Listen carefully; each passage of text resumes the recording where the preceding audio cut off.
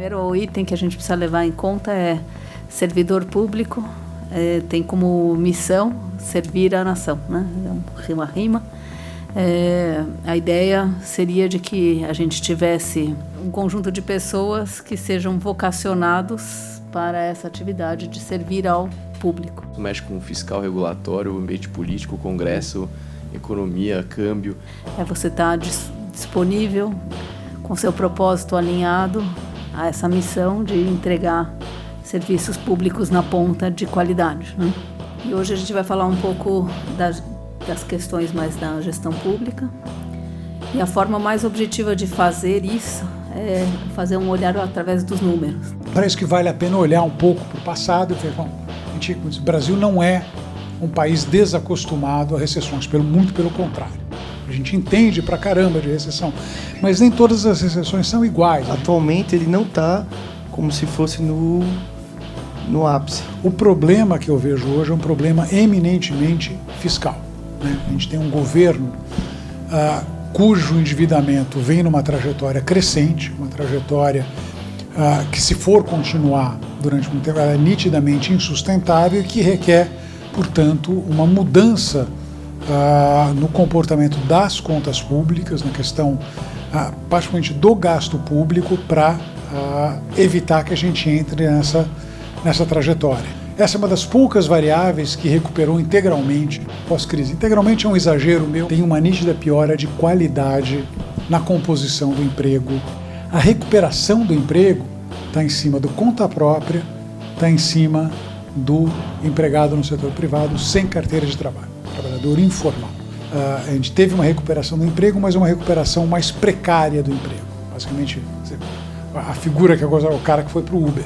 Fazer o país recuperar ciclicamente, que eu acho que é a reforma do lado fiscal. E tem uma outra que, além do ciclo, a tendência, como é que eu faço o país crescer mais, aí é micro.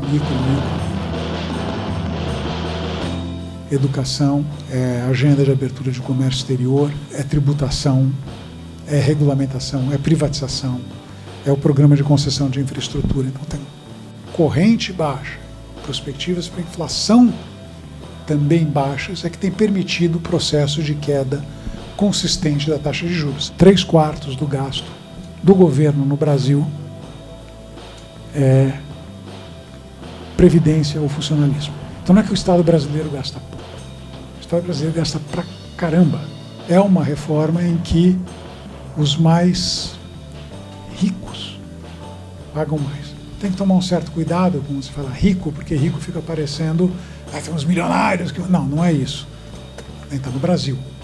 Então, a distribuição de renda no Brasil é muito desigual.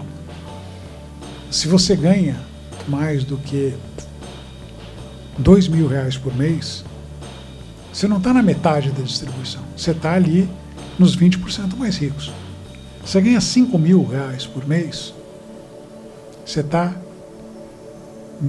entre os 10% mais ricos, na verdade, um pouco mais para os 5% mais ricos. Então, é esse pessoal que a gente está falando. Como foi isso historicamente no Brasil? O importante não é o tamanho do Estado, mas o quanto esse Estado é capaz de prover serviços de qualidade na ponta.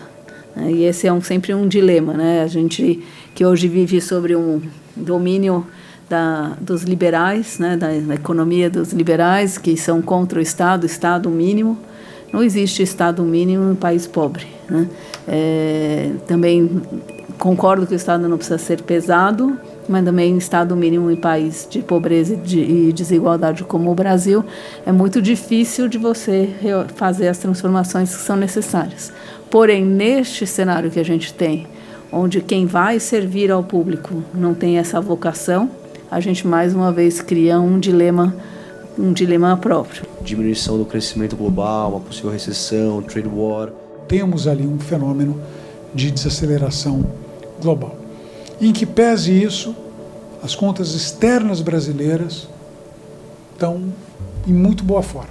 Se a gente fizer a nossa lição de casa, a gente ainda encontra um mundo numa economia mais lenta, então com mais dificuldade de absorver aquilo que a gente produz. Então é um encontro. Cabe a gente fazer a lição de casa, né? Que é cuidar das nossas reformas, acelerar a nossa produtividade e criar aí um caminho maior de desenvolvimento nosso.